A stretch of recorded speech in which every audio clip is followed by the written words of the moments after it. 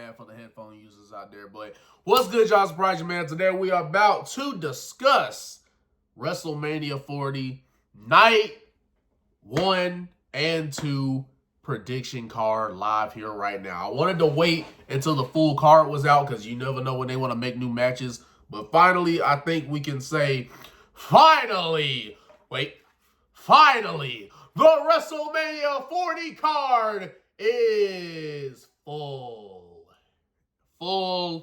and official, and we ready to rock out and go. And I am home by myself for the time being, so we are about to get active in this thing. Know what I mean?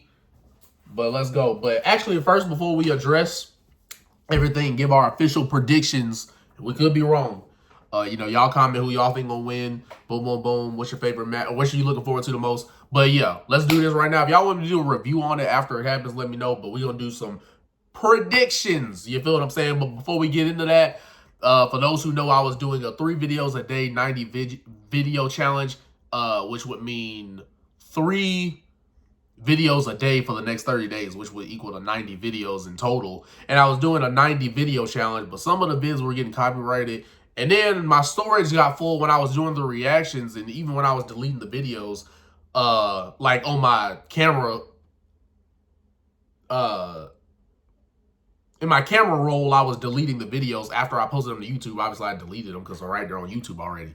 But for whatever reason, the storage still didn't free up after I did that. So we're still going to do the 90 vid challenge, but it's just not going to go the way, like we're still going to equal up to 90 videos. It's just not going to go in the way we initially planned, but we'll still be posting. We'll probably be doing more videos like this because, like I said, the storage is not going good, even when I deleted the videos, but storage is still not going good. But whatever, we'll make this work. We'll have to do videos like these where we don't get the screen record because, like I said, the storage is what's messing it up. And some of them are getting copyrighted, so I don't even know if y'all saw like 2 or 3 of some of the videos I was posting, but we're still going to equal up to 90. This is still a part of the challenge. Like I said, it just won't be in the way we thought it was going to be. But let's get into it. 2.5 minutes into this video, let's get into the prediction card. So Saturday night, 1 WrestleMania 40 card shot to BleacherReport.com for making or posting the official card. So we're going to work our way from the bottom up on the way they've listed it on here. It has the biggest matches on the top and the kind of lesser matches on the bottom, but we're going to go from bottom to top as we're reading it. But let's get into it. Like I said, like, comment, subscribe. Let's get into this thing, and y'all comment what y'all want to see, what match you're looking forward to the most, and kind of your own predictions here. But how this works is we're going to go over the matches, and then we're going to go over our thoughts on the matches, and then we're going to predict who wins. So thoughts on the match itself, and like kind of doesn't make sense. I'm going to try not to go long, as they say you know what I mean, when you're in the church, I'm going to try not to have you long, you know what I mean? I'm going to try not to have y'all long. But let's get into it. Let's have fun. Let's go. Rey Mysterio and Dragon Lee. This is night 1 of WrestleMania first. Dragon Lee, right? WrestleMania 40. I said, it's like all these words are like, there we go. Rey Mysterio and Dragon Lee. I'm not even going to cut that out. Versus Santos Escobar and Dominic Mysterio. So this match was thrown together. So some kids say this doesn't make sense because if you look at even a month out before WrestleMania, this is not a match we thought was like destined to come about. You know what I mean? There's that. And then you could also say, like, why not Carlito instead of Dragon Lee? Because if y'all actually looked on Monday Night Raw when they would make it, or Friday Night SmackDown when they made this match official, when Ray said like he had somebody in his corner, I'm thinking, okay, it's Carlito, or maybe they put Andrade in here as a face. That's what I'm thinking is happening. And the crowd was actually chanting Carlito, because they thinking that's who's going to be the tag partner against Santos and Dominic. But then he ends up bringing out Dragon Lee, and the crowd was kind of like, all right, that's all right. You know what I mean? So this match doesn't make any sense, not because that these characters don't have a relationship with each other. Obviously, Dominic with Ray, Dragon Lee, Santos, they've had a match. So it's not that it doesn't make sense as far as like these names being in this match. It doesn't make sense as to how we got to this point to where this is the match. Because WrestleMania 40, now I agree that the build for these WrestleMania 40 matches have not all been the greatest. Like, some have gotten pretty good effort, some have gotten great effort, and then some have gotten like no effort at all, or a tad bit of effort and should have had way more type of thing. But this match doesn't make any sense as far as like how, first of all, like I said, think about it like this. A month out before WrestleMania, did anybody think this was what this was going to lead to? No. Because unlike the match that we're going to get to it towards the end of the night one part of the review, unlike that match, which actually you thought that was going to be the match, they were actually alluding to the last match that I'm about to say, that I'm going to say for night one. They actually alluded to that tag match. And you were thinking that those characters were going to be on those, you know, those teams were going to be on that. That was going to be the team, and this is the team they're going to be going against. That's a tag match that actually alluded to what the main event of night one is going to be. But yeah, this match doesn't make any sense as far as like, this, not like I said, just look at it a month before WrestleMania. This is not what they were setting up. And this is not the tag match you thought was going to happen. That's why it feels so more thrown together. It's not because they don't have a relationship with all have some type of relationship with each other. It's just the fact that this is what the outcome was didn't make any sense. But I'm going with Santos and Dom only because Ray beat Dominic last year. So I feel like they may try to get some heat on them to further establish Santos as well, giving him somewhere on WrestleMania. But to me, this feels like a pre-show match as far as just how they built this up. And I think part of this was also to get all of Judgment Day on WrestleMania, because that would complete all of Judgment Day being on WrestleMania in some capacity. But yeah. Next one on this one is going to be pretty quick. Bianca Belair versus Naomi. Bianca Belair. What a match that be. Bianca Belair, I said again, Bianca Belair, Naomi, and Jade Cargill versus Damage Control, which will have Dakota Kai, Asuka, and Kairi Sane as their opponents here. First of all, let's start off with just what a super team there, and it just so happens to be our sisters, you know what I mean? Bianca Belair, Naomi, and Jade Cargill. What a team that is, and Damage Control has been doing pretty well as heels. We all know who's going to win this match. It's obviously going to be Belair, Naomi, and Cargill here, Jade, you know what I mean? Obviously, they're going to win because, one, it's Jade Cargill's first match ever. Like, actual record, she was in the Royal Rumble, but we all know that doesn't really count because it's a bunch of people in there. But this is going to be her actual, like, first match. Like, she's, like, a simplified match where there isn't, like, a multiple people in it where you can, you know, kind of coast throughout the match. Like, she's going to actually be involved here. And obviously they did a 6-women tag because anytime you bring a new talent that doesn't have as much experience, like Jade Cargill, doesn't have that much experience, hasn't been properly trained for like a long period of time, obviously they're going to put her in some type of tag match where she can go in there, show her power, and tag right back out. And it's a strategy and it's smart for somebody who they know isn't quite ready to have like just normal singles matches every week. Or you know, bi-weekly, whatever. They know she isn't ready for that yet, so they obviously put her in there with two people that are at the top of their game and who have a combined, 20 years of experience combined between Belair and Naomi. So, yeah, that's why they did this. So, obviously, this team is winning. What a team. Unfortunately for Asuka, another loss at WrestleMania. Hopefully that one day they can just freaking do her justice and do her correctly. But I think hopefully this should be a good match. But this will be, I think this should be pretty good. Hopefully it is. But now we're getting to our 6-pack ladder match for the undisputed WWE Tag Team Championships, which I think they're going to probably grab both belts because I know they got the Raw and SmackDown belts. They never actually combined them. But on here it says undisputed Tag Team Championship. They're not separating them. But I know that's been kind of a thing going around. But I feel whoever wins this is going to just grab both belts. I don't think they're going to have a word. You grab this brand's belt, you grab the other brand. I think they're just going to grab both. But here we go. It's going to be Judgment Day, which will be Damian Priest and Finn Balor, versus Awesome Truth, which will be The Miz and R-Truth, versus DIY, Johnny Gargano, Tommaso Ciampa, versus New Day, Kofi Kingston and Xavier Woods, just for context, that's why I'm saying the names, versus New Cash Republic, Pete Dunne and Tyler Bate, and versus A-Town Down Under, which will be Austin Theory and Grayson Waller. Funny that all these teams actually have a name. Judgment Day versus Awesome Truth versus DIY versus New Day versus New Cash Republic versus A-Town Down Under. It's actually funny that all these teams actually have a name. Like, just, you know, sometimes they'll do like so-and-so and so-and-so, and like that's the team. But they actually gave everybody a team name. Now, I ain't gonna act like this is the hot period of tag wrestling. These aren't necessarily the teams I'm thinking, wow, what a legendary tag team. What a ladder match to be on here. But I think Awesome Truth, Miz and R-Truth will win this, mainly because of how well R-Truth has gotten over. And I know he's been treated like a joke, so it's like some people will say, dang, we've relegated to Miz and R-Truth as tag champions. But credit the Truth for getting over. He's always been over as like a comedy act, but it'll be cool to finally see him be somewhat taken seriously because now he's actually going to hopefully win the championship. And then the Miz, by way of association, is going to get a rub off of that popularity. And the crowd has seemed to take it well to the Miz, but R-Truth is like the hot one here in this match that the crowd has reacted to relatively well on the weekly shows. Whether you want to say R-Truth has kind of been pretty much been booked as a jobber and a joke, but it's gotten over with the crowd, so that's why they've elevated him to this tag match.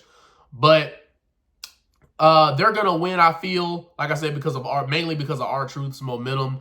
And I'm trying to think about anything else to say about this. This should be a fun match. I mean, of course, it's a ladder match. It's a schmoz match, which means it ain't gonna make a lick of sense. It's more just for the spot fest for that part of WrestleMania. I'm sure DIY, they're gonna take some crazy spots. I'm sure Kofi's gonna do something crazy. Austin Theory's willing to take a lot of bumps. So this is more for that style of wrestling where we're just going to see a lot of bumps. But yeah, so we've yet to get to a singles match on this card. That's amazing because to think that 3 of the matches on this card there's only 3 singles matches, guys. This is 7 matches on night 1, and there's only 3 singles matches. Wow, insane I don't think anyone's ever pointed that out. But we're getting right into the brother versus brother, the 15-year tradition, even if it was unintentional. But because we've seen WrestleMania 10, Bret Hart versus Owen Hart. Then 15 years later, we get Matt versus Jeff Hardy at WrestleMania 25. And now at WrestleMania 40, 15 years later, once again, we get the brother versus brother. I doubt this was intended, but whatever works, you know. But Jey Uso versus Jimmy Uso. The Usos versus the Uso. Me versus me, as Jay said. Yeet versus no yeet. To yeet or not to yeet. Whatever the case may be. This ain't gonna be no meat versus meat. That's for the bigger guys. But anyway, yes, ladies and gentlemen, it's gonna be the brother versus brother. A brother from the same mother. I can't say from another mother because that's not true. Let's get on to it. This is a hard one here. This one's a hard one here. I'm gonna go with Jim.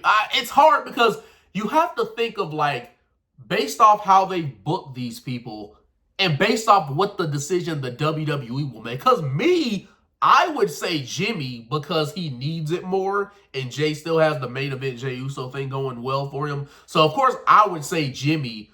But that's just me thinking in my mind that he needs the win because he needs to start being taken more seriously. Even if he wants to still have some comedic aspects to his character, you have to be able to still take him as a credible competitor. But that's my thinking. WWE could just think to themselves, well, shoot, Jey Uso's the big star, so obviously we're going to have him win. So I predict Jimmy. I'm going to go with my gut, though. I got Jimmy Uso winning, even though this is like I said, my thinking and WWE's thinking is probably not the same here. So you have to predict it more based off of what they'll do and what they've presented to you on the weekly shows more than it's based off of what you would do. So what I think is they're probably going to do Jimmy Uso. I could maybe see Solo being the reason why. But, yeah, I'm going with Jimmy Uso because based off of what I'm about to say for this last match, I could see a Bloodline dominant night 1 on WrestleMania. That's kind of what's driving me to think that, too. So, next, Intercontinental Championship match, Gunther versus Sami Zayn for the Intercontinental Championship championship, or Intercontinental Heavyweight Championship, as Gunther calls it.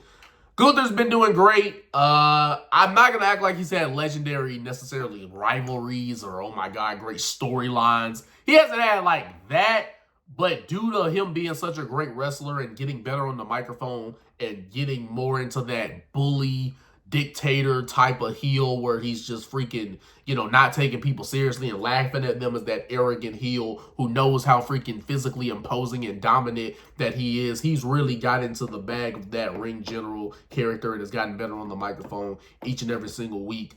But Controversial one in terms of who ended up getting this matchup, because as y'all know, for those who don't know, there was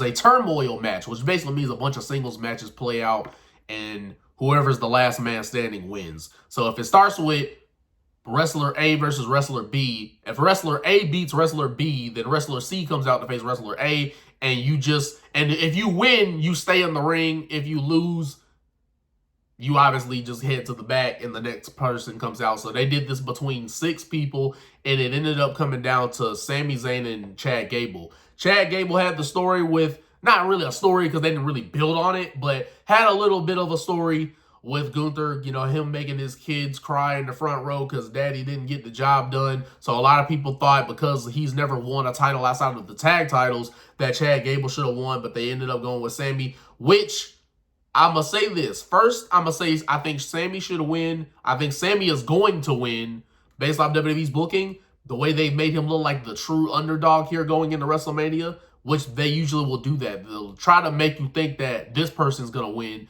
so they'll make them look super dominant in the lead up, but actually the opposite happens. The person that has the underdog wins, even though we've been booking this guy stronger than that guy. It's a way to throw you off. So I'm thinking Sami Zayn does the ultimate upset, and here's why. I'm going to say 2 things. I'm going to say why he should win and why I think he's going to win, and then I'm going to say why Sami's the more viable option than Chad Gable.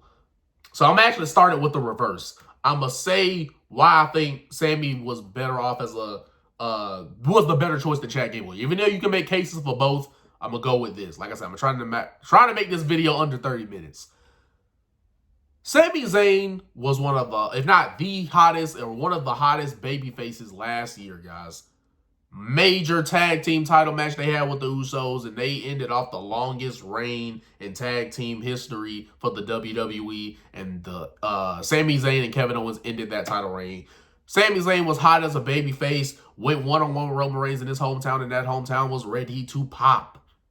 And he didn't get the job done. He did great in the Bloodline story. That Bloodline story turned Sami Zayn into a main eventer. Not that fans like me didn't think he had it in him to be a main eventer, but for the first time, he was put in a massive storyline with the main event attraction being Roman Reigns. So that allowed him to further solidify himself in that main event status. And if you're just now learning about Sami Zayn, that storyline really helped you go, man, that guy's a main eventer. He's good as a babyface. He's got great facial expressions, great selling. He has great personality. He's funny. You can relate to him. You like the fired up babyface Sami. You can just relate to the guy, and he's funny, and he really knows how to fire himself up and fire you up and get you to believe in the guy. That type of underdog babyface, Mick Foley-esque. You know what I mean? But Sami Zayn was the viable option because of all those reasons I just named. He had all those massive moments. So if Gunther is going to be going into the world title scene after he loses the Intercontinental title, wouldn't it make sense for him to lose to a guy that we already see as a top guy and as a main eventer? Because that doesn't make any sense. How do you go from losing to a mid-card act, going from being a dominant Intercontinental champion, and then assume he loses to a mid-card act in Chad Gable? How do you lose to a mid-card act in Chad Gable, and now you just lost to Chad Gable, and we're supposed to expect you to be dominant against the Seth Rollinses, the Cody Rhodeses, the CM Punks, the Drew McIntyres of the world, but you just lost to Chad Gable at WrestleMania? Wouldn't it make sense to lose to Sami at WrestleMania? Because this is a guy that we do take as a top guy and a main eventer. So if he's going to be a main eventer, Gunther, going into the main event scene for the world title, wouldn't it make sense that he loses to a guy we had that perception of? A main event world title contender guy? So that's a perfect lead-in to go into the main event scene because you just lost to a guy that fans perceive as a main event guy. Chad Gable, as great as he is, as good as he is in the ring and has some good personality, they have yet to get him to that point where fans look at him as a main eventer.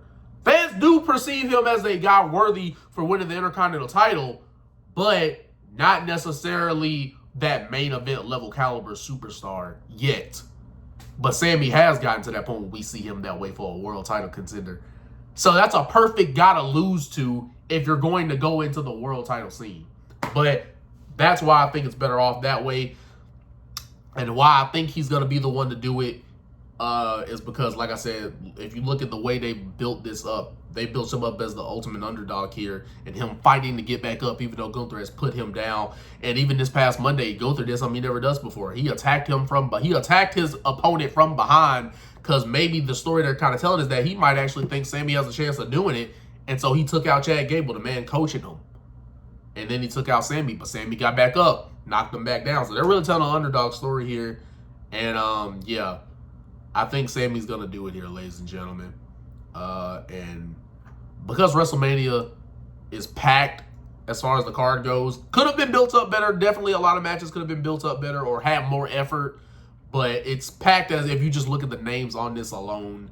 But I think Sammy's going to win it. And I think you being in the biggest WrestleMania or wrestling crowd, that being Philadelphia, the most hardcore fan base, they're going to pop. Anybody would pop for that, but any crowd would have. But definitely when you're in the most hardcore wrestling crowd in Philadelphia, they're popping for that hard.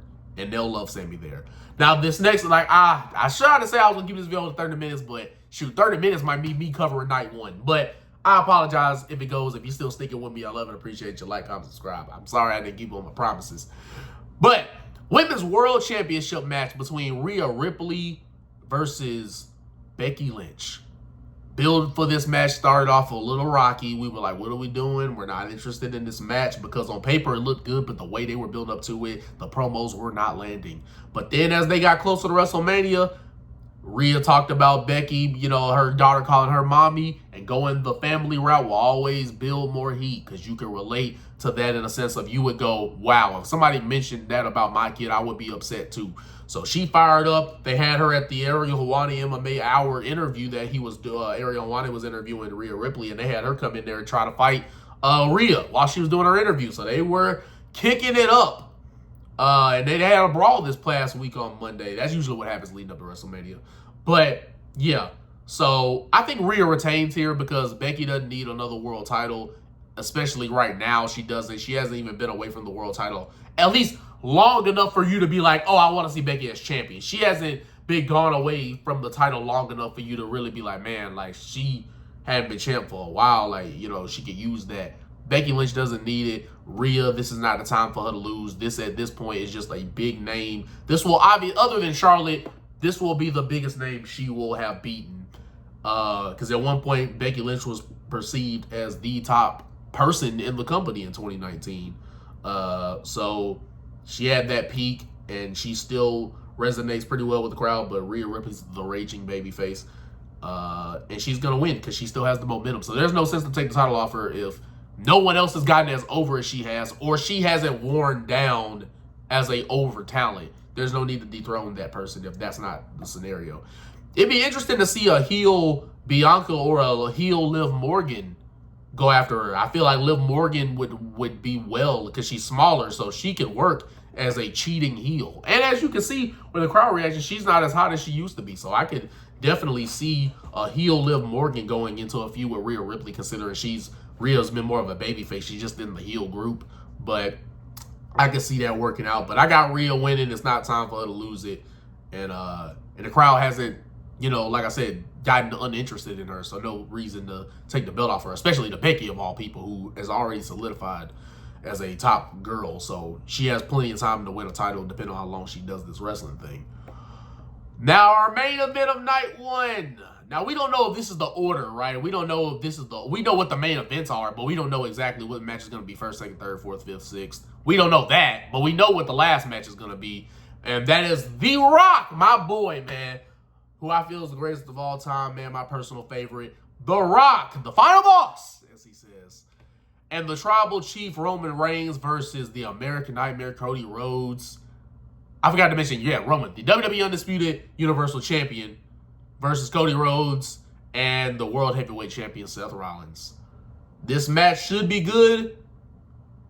Like I said, hot wrestling crowd. They built this match more, honestly, to be The Rock versus Cody Rhodes. I would have been fine with seeing that versus the tag, other than the tag match, because honestly, the focal point of this tag match, because Roman hasn't put that much work on the microphone to really sell this, and Seth hasn't done anything significant either to really sell this match, the main selling point has been the tension created between The Rock and Cody Rhodes because of the whole dynamic of you took back your word and took back your WrestleMania main event when you said you were going to give it to me and you waited last minute to take it away. And then obviously getting personal with Mama Rhodes, you know. So they've been building this up more for The Rock versus Cody Rhodes, which I would have loved to see. Hopefully we still see it. You know, there's nothing that says that Rock, whenever he comes back from all his Hollywood filming, can't revisit this and do The Rock versus Cody Rhodes as a singles match. But should be a good match. Should have some great moments. I'm happy to see my boy The Rock, man. It's been a while since he's been in the wrestling mix of things. The last time he had a full-on match was 2013 with John Cena. And that's where he messed up toward the abdominal muscle off the bone and all that. So this should be good, man. Like I said, they built this more for Rock and Cody. Rock and Cody. But either way, should be a great match. I got The Rock and Roman Reigns winning because I feel they're going to really stack the deck against Cody. Again, adding more, because this is the entertainment industry, you know, so they're going to try to add as much drama as they can to really make you doubt Cody's winning, which I hope he freaking wins. Dang it, I exposed what I was going to. No, I didn't. The Rock, that's what I mean by he. I hope The Rock and Roman Reigns win. You know what I mean? I do hope The Rock and Roman Reigns win because I want them to really stack the deck for tomorrow.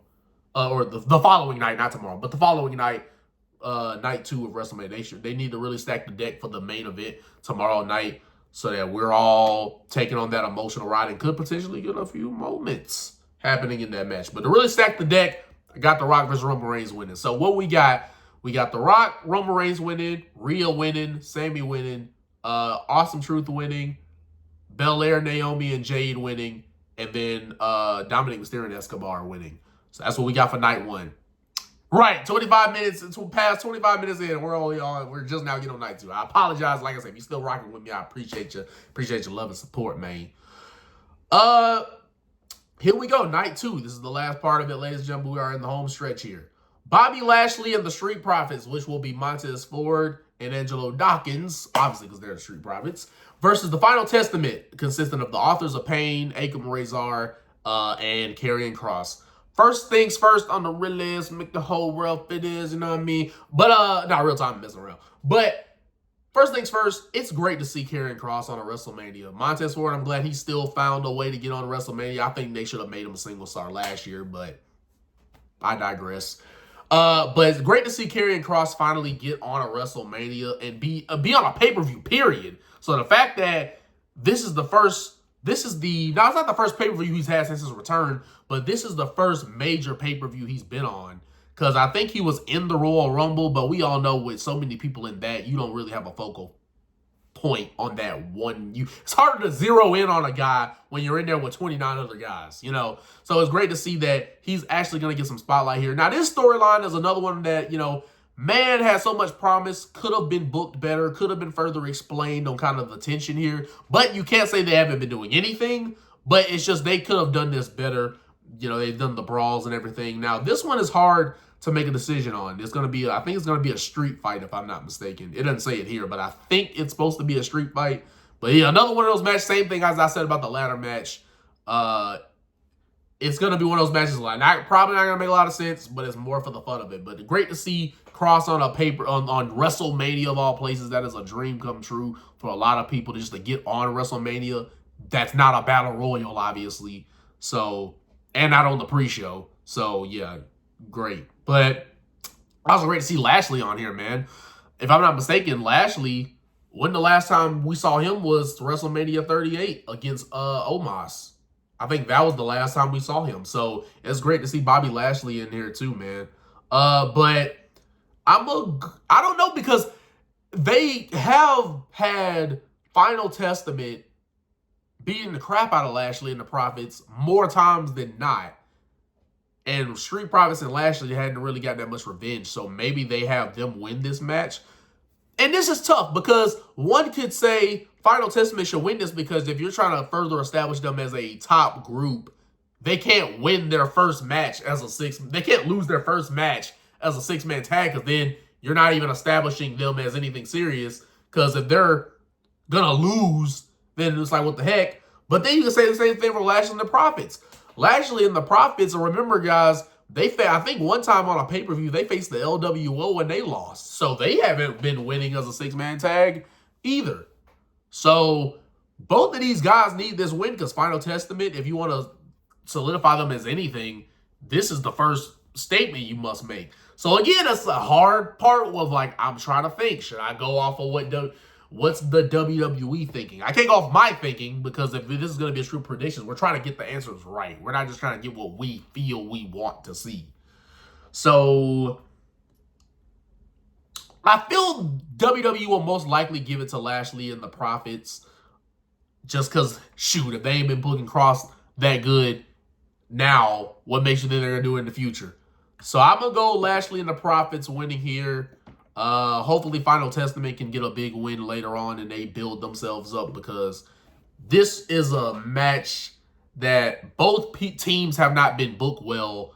So that's what makes this so hard because if both teams have been booked really well and then they collided, this would mean more and be a lot harder to predict. But the ironic thing is, it's harder to predict, but it's not because they've been booked so well. It's the opposite. It's because they've been booked so... They both have not been booked well as a team as far as dominance goes. So that's what makes this hard to pick because both of them haven't been booked right. So for both of them, this would be a great first step to actually establishing themselves as a faction we should take as legitimate. But I'm going with Lashley and Profits winning this one here.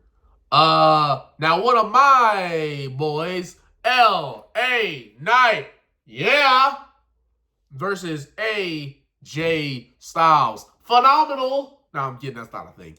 But, but LA Knight versus AJ Styles, man. The Megastar versus the Phenomenal one here. I think this is going to be a good match. I don't know if it's going to be steal the show, match of the night, blah, blah, blah. But I think it's going to be a good match. I don't know what's going to be matched. I'll talk about, okay, at the end of this prediction, we'll talk about what we think is going to be the best card, like night 1 or night 2, which I like that dynamic because you can kind of compete both sides of WrestleMania and say, hey, what was night 1, night 2, what was better? I think that's cool that you can get to kind of compete the nights with each other. Like, how big of a WrestleMania can we? So you have like kind of like a WrestleMania part 2. So now fans can not only debate what WrestleMania was better, but now we have 2 nights. So now you can debate what 2 nights were better as opposed to just going, oh, what was better, WrestleMania 30 or 19, whatever. Like, now we can debate nights. Like, I think that's cool. But no pun intended to LA Knight. But yeah. I like the thing they did with the cops getting involved and LA Knight dressing in a disguise. It'd be cool if they did something creative this Friday, like to really build this matchup. Because the one thing we haven't seen from these guys is just a one-on-one promo. Them in the center of the ring, talking trash to each other as the why and presenting their reason as to why they feel they're going to win at WrestleMania. I don't think we've just gotten a face-to-face from them where that face-to-face promo where you just take a dig at each other and you guys are just selling the match. I think that's what they should do this Friday, but I doubt we'll get that because that actually sounds like something that'd be fun. But they've had the cops involved. They've done LA Knight in disguises, but we've yet to get LA Knight and AJ in the center of the ring exchanging words with each other, like promo battle, you know what I mean? To hype up just that last thing to hype up this match. That's what I think they need to do, because that's the only thing they haven't done. But I think LA Knight should win this. It's his first WrestleMania. They both need the win because AJ has been taking some losses too.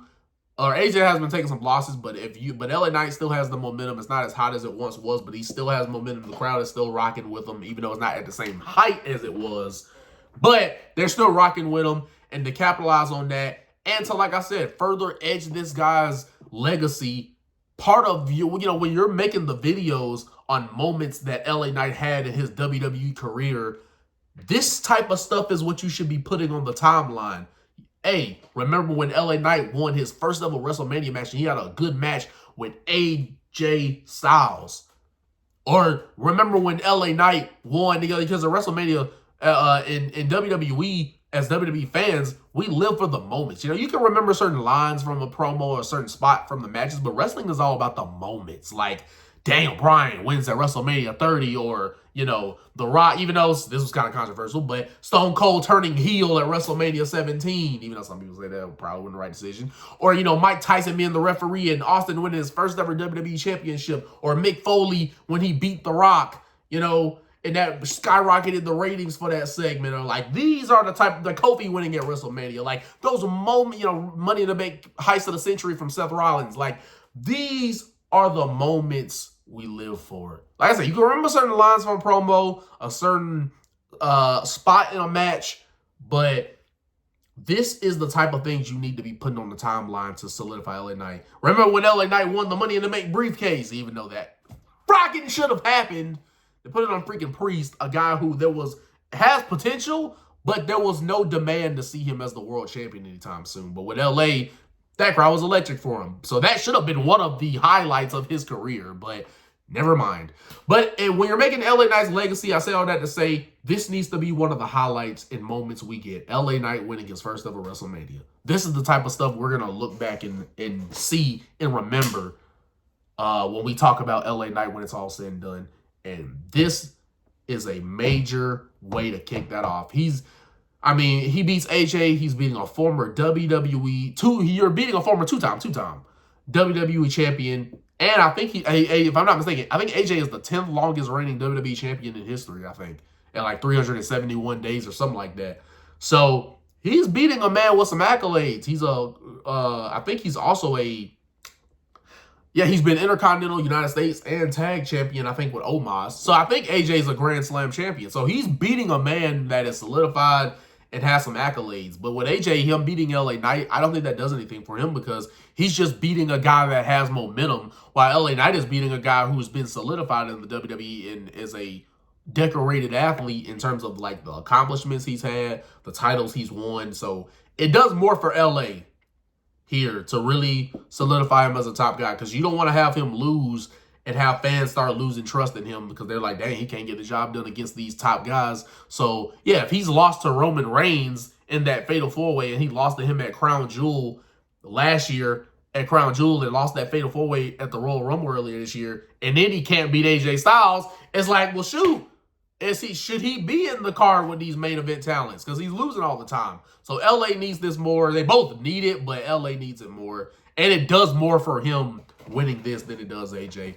But I'm going with my boy LA Knight. Yeah, to win this thing. United States Championship match, triple threat between Logan Paul, the champion, versus Randy Orton, Mr. I Hear Voices, and Kevin Owens, the human bowling ball. Who wins?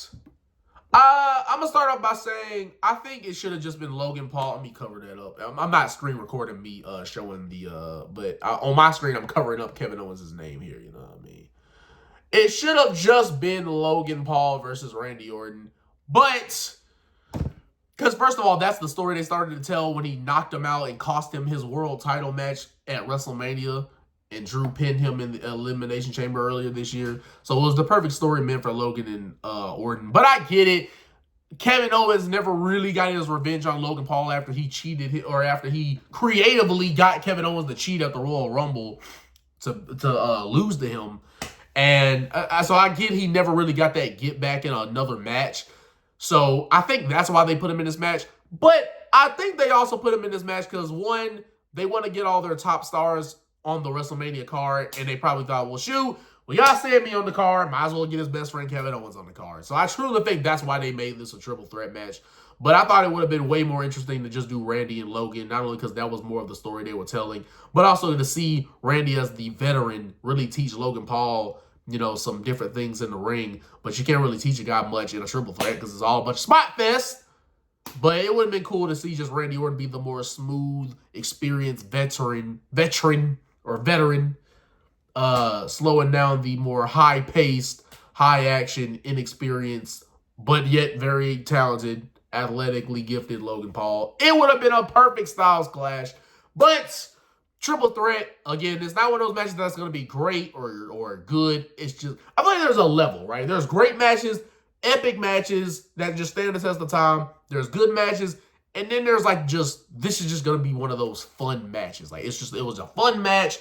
You can call it good or great, But at the end of the day, it was meant for just to be a fun match because I say fun match because it's not gonna make a lot of sense. And they're going to sell for longer than they should because it's a three-way. So you have the one person has to sell for a while the other person is fighting the other guy. And then he randomly revives himself after 4 minutes of being outside the ring and comes back. So it's not going to make any sense. So that's why I say it's going to be one of those fun matches. Whether it's a good match or a bad match is up to you guys. But it's going to be one of those fun matches. But I got Logan, the champion, retaining because...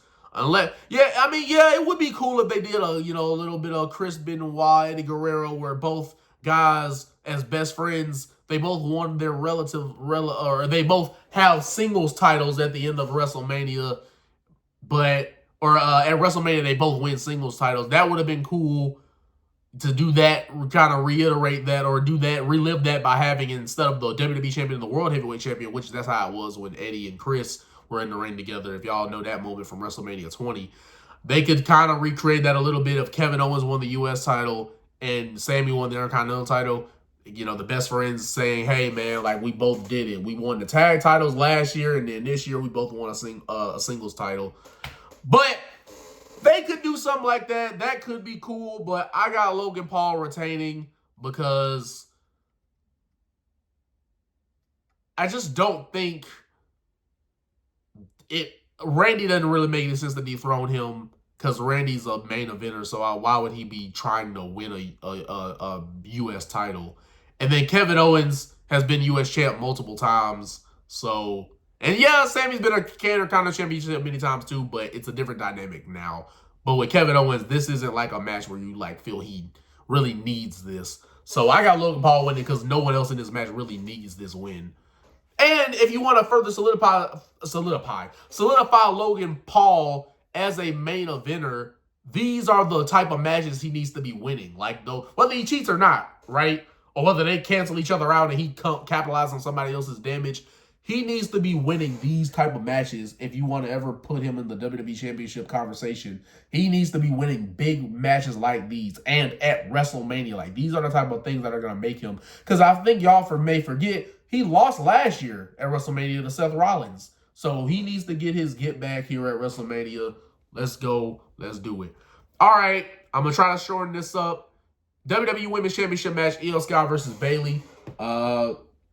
It was not the main event of night one as people thought, especially once The Rock got involved.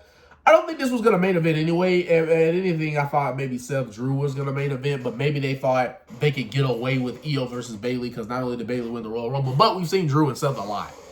But, yes, Io versus Bayley, great story that they've told. Could have done better, of course, but still pretty good story. It's great to see women having a storyline again. With them obviously being the story, betraying them, the leader of the faction, and boom, boom, boom, and Bayley becoming the babyface because the crowd was starting to cheer her anyway, so it made perfect sense to turn her heel, or turn Bayley babyface, or Bayley face. And Io's heel champ. Unfortunately I got Bayley winning, but I was just going to say before I go into why I think that's the case, unfortunately, Io's only memorable title defense, and even then, it wasn't really a memorable match. You just remember that being one of her title defenses, was the time she faced Belair at Crown Jewel last year. Everything past that, because I thought about this in the car before I got here, she hasn't even, had any really, she hasn't, racked up a lot of memorable matches and pay-per-view matches where you would remember her title reign. But unfortunately, yeah, the only match she had was that one with Bianca that they had on Crown Jewel. Everything past that, she was just kind of a part of it, a part of the show, but not as, the champion in a singles match or even a triple threat. Because she was in the War Games match, but that has nothing to, doesn't matter if you're champion in a War Games match because it's all schmaz, 4v4 or 5v5. And then, yeah, she just hasn't been on the card for pay-per-views. But anyway, or PLEs, I got Bayley winning because she's the babyface. She hasn't been champ since the pandemic era. It's been a while since she's been champ. Bayley has needed, they haven't given her a lot of big wins, so the fact that they gave her the Royal Rumble win was great. She needs this win, man. She really freaking needs this freaking win. But yeah, that's what I'm going with. That's what I'm going with. I was thinking to myself for a second, like, dang, should I make night 1 and night 2 two separate videos so that you guys don't have to watch a 40-minute video? Or should I just combine this all in one sitting? Or should I split up night 1 was a recording with, and then do night 2's recording as a separate video? I don't know. We'll probably just make it all in one. If y'all still watch it, appreciate you. You might have to just skip through to get to night 2. But anyway, I got Bayley winning. She hasn't been champ for a while. Unlike Becky, she hasn't been champ for a while, and she hasn't been featured as a prominent figure to get on pay-per-views. So the fact that she finally is getting something here, a singles match on pay-per-view, I did my research. I think the last time Bayley had a singles match was Crown Jewel versus Bianca, Crown Jewel 2022, her versus Bianca in a last women's standing match back when Bianca was the champion. That's the last time Bayley competed for a title, and that's the last singles match she's had on a pay-per-view or a PLE. So this is freaking crazy too. Been a year since she had a singles match on a PLE, and especially for a title. So Bayley needs to win this. It's time. Io Sky, they did her wrong as far as her booking as champion because she doesn't have any memorable title defenses and multiple pay-per-views to put underneath her belt that she competed at defending her title. But that's their fault. Here we go. The last 2 matches. These are the big matches. This is going to be probably the longest I'm going to talk. I've talked long already, but these are the ones I'm going to talk the longest on. Here we go. World Heavyweight Championship. Last 2 matches. World Heavyweight Championship match. It will be Seth Franklin Rollins III, Sethington himself, Seth Rollins versus Drew McIntyre. Start off by saying Seth's title reign has been all right. It's been okay. I feel if he had more serious big-time rivalries, this title run could have been better, but I think the character of Seth with all the cackling and the and I'm the visionary, I think that he did too much of that. We didn't get enough serious Seth in this title reign to really make for great promos and feuds, but that's another whole thing. And then they also had him competing against people like Finn, who aren't that great on the microphone. Not bad, but aren't that great on the microphone. Has his moments, but isn't that great on the microphone. Shinsuke, not bad, but unfortunately, all of it has to be in Japanese, and it just doesn't contribute or translate as well to that American audience, I feel, when it comes to building up matches. But then he also defended against Drew, funny enough. And then I think that was it. Drew, Finn, Shinsuke, yeah. And then the other ones were like TV matches. I think he defended against like Jay and Sammy, but these were like TV matches. And like Judgment Day, like I think he competed against Dominic one time and Priest once. So it was like in terms of feuds he had, it was Finn, Shinsuke, and Drew. Everything else was just like TV matches he had. Like Jinder Mahal, like that was a TV match. That wasn't even a feud.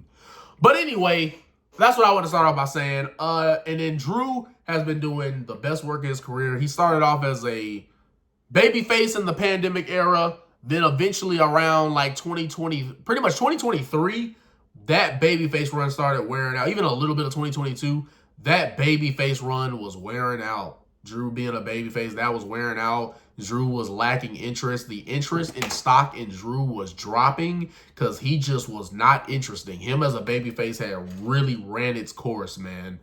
And finally, he didn't really have a heel turn because he never really had that one moment where everyone's like, Drew's a heel now. He didn't really have that. He just kind of started getting a little more heelish. But he's full-blown heel now, pretty much, even though he may still high-five some people in the crowd, so it's a little tweener. I don't know. But we're assuming he's the heel here. And he's been doing the best work of his career the second he became a heel, man.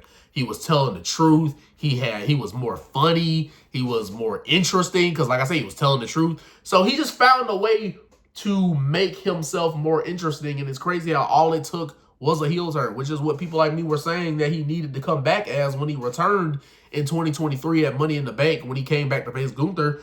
That was stupid because we were like, Drew has ran its course as a face. So when he came back, they should have brought him back as a heel. But we have him now as a heel. he needs to reconcile this. I got Drew McIntyre winning. I think that just makes sense. I think that's what WWE's been alluding to.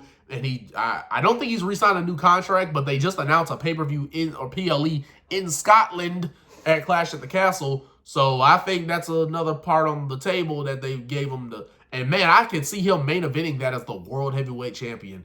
I got Drew winning. He's been the most interesting guy. I mean, you have to put him in the top 5 most interesting characters in WWE. What, you got The Rock, Cody, Roman. You can put Drew up there. CM Punk, LA Knight. Like, he's up there in the most interesting characters WWE has had recently.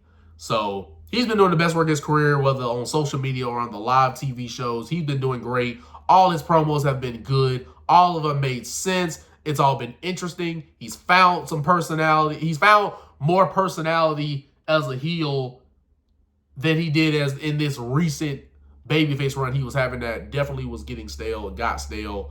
And I'm just glad we got interesting Drew. We knew, people like me knew, if you just turn him heel, you will have that revitalized, rejuvenated McIntyre we've been looking for.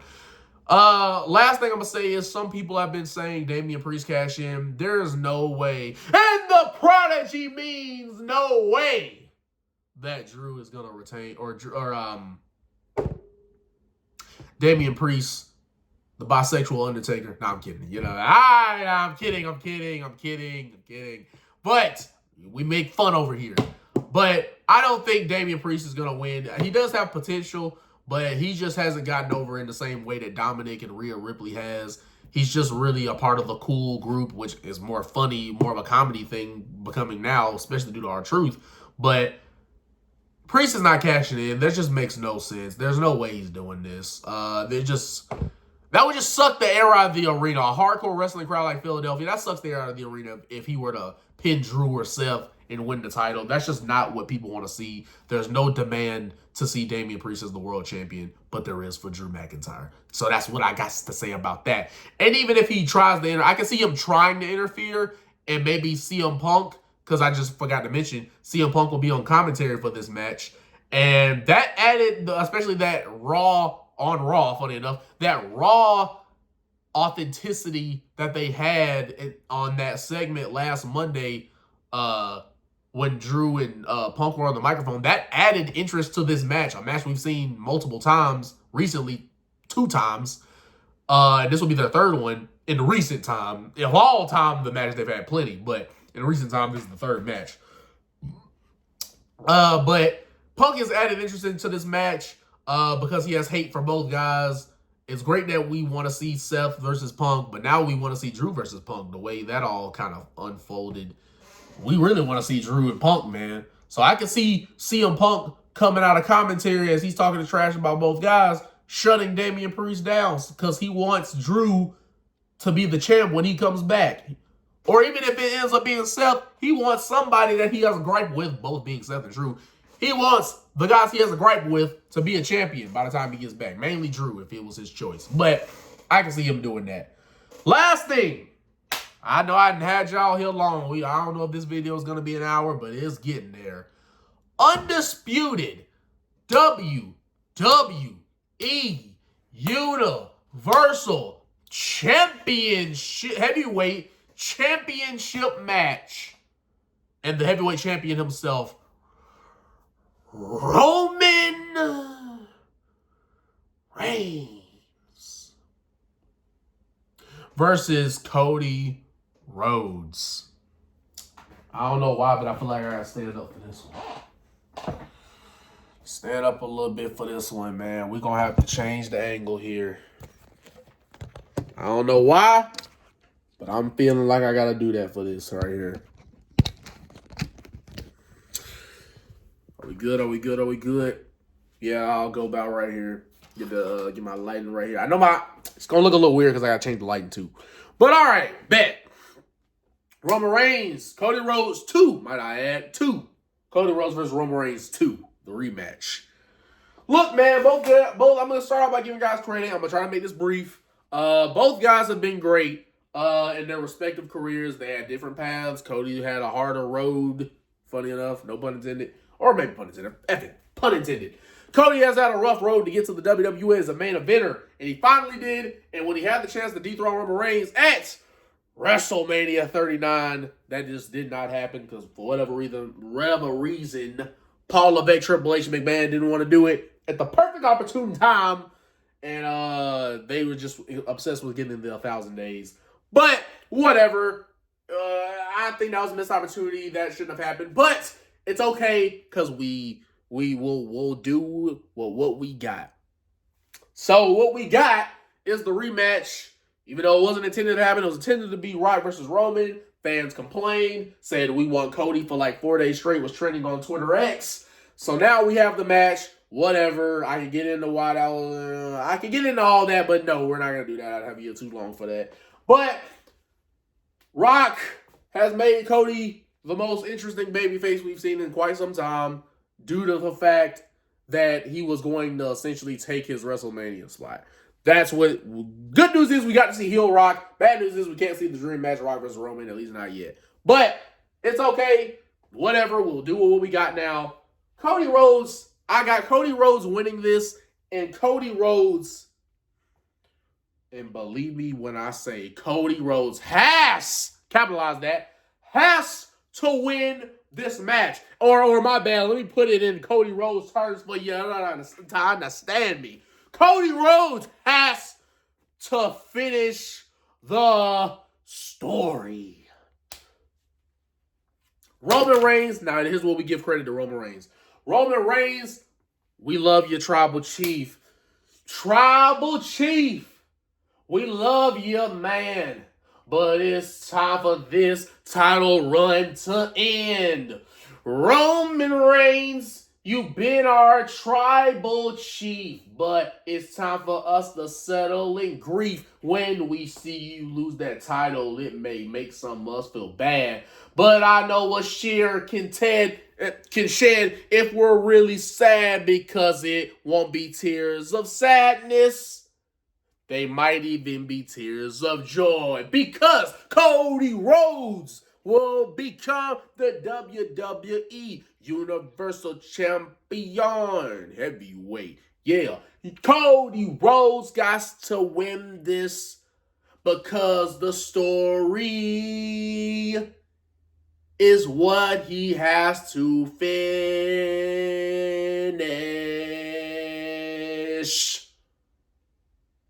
Little Prodigy concert for you there. Oh yeah, baby. But okay, Cody Rhodes has to do this. He has to finish the story, because if he doesn't finish the story, nobody will care about him as a babyface. And I always say this in wrestling: you can get people to buy into something twice. It's always harder to get people to buy into something 3 times.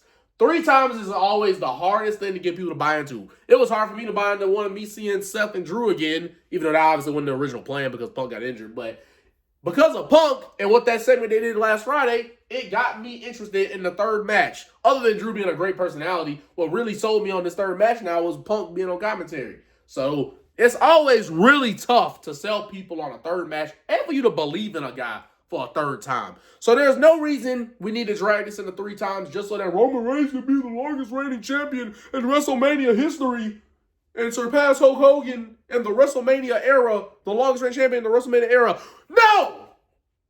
Because at this point, you just make it about stat padding. You don't even think about, it's like a selfish thing, right? Because you're not even thinking about the future of the WWE or whether or not your babyface is going to be completely buried if he loses again. It's not even going to be about that. Now you're just going to make it about stat padding, right? Now let's put more headlines. Wow, he surpassed Hulk Hogan. He's the 3rd longest reigning champion in WWE history. Or, wow, he's the longest reigning champion in the WrestleMania era. Like, now you're just finding anything to give this guy a record. It wasn't good enough just passing 1,000 days. Cody Rhodes has to finish it, because if he doesn't, people like me, unfortunately, can't care about Cody Rhodes. Because if this man fought this hard to get back to the main event of WrestleMania with the same guy that's the champion, the WWE champion, and he can't get the job done again, no. We can't do this again. You can't fool me 1 time, shame on you. Fool me 2 times, shame on me.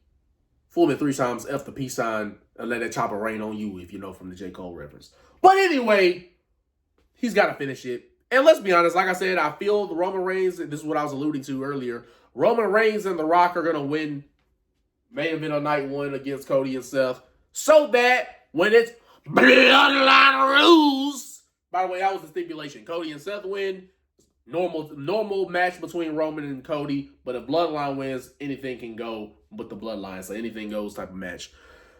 I think that they'll start with a normal match, Bloodline will get involved, and then after so much involvement, match goes on for a while, and we get the Bloodline out there, and then we need to hear 2 signature sounds in this main, because it's going to be overbooked, because it's going to be a big moment. Roman Reigns losing the title this weekend, that being a possibility, this is going to be a massive moment. One of probably the biggest moment in WWE history. There's been a lot of big moments, but this is going to be one of the biggest moments in WWE history. Or at least in the top 5, this will be when Roman loses that goddamn title. And hopefully this weekend in Philadelphia, 40 years of WrestleMania, most hardcore crowd watching, and the millions and millions and millions and millions watching all across the world.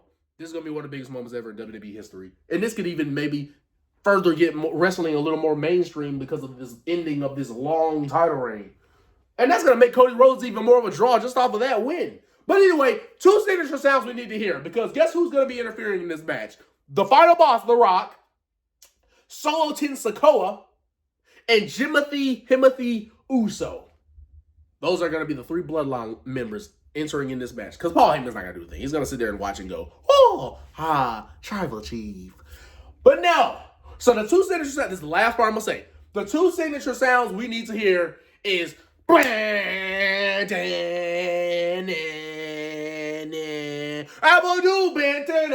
you can't see me. We need to hear the face of the PG era's music. John Cena, the franchise, Chain Gang, Thugonomics, whatever. We need to see John Cena run with them bright colored shirts and them jorts down to that long WrestleMania stage in Lincoln Stadium or Field Stadium. I don't know. It's something about Lincoln. I know that. He needs to be running down there, throwing the hat off, stripping down damn near naked because he threw the shirt off into the crowd. And we need to see him take out Solo, because Solo took out him when he fired all those thumbs to the throat. So to get his get back on that and help Cody finish his story, because obviously Cena would want to see that, he's going to take out Solo. Bam, bam, bam. And then we need to hear some Uso, because he's going to take out Jimmy. But that was intended pretty much. We all knew that. And then the last thing we need to hear is that glass break. We need to hear that. And if we could just hear that, we'll be golden. Stone Cold takes out The Rock, because it's Stone Cold and The Rock. Why not? So that neutralizes the Bloodline. 1, 2, 3. Cody Rhodes, Roman Reigns. Cody Rhodes becomes the new WWE Universal Heavyweight Champion. Undisputed. Love and appreciate you guys. The Prodigy is out. Shall see y'all in the next one. Peace. Like, comment, subscribe. Love you guys.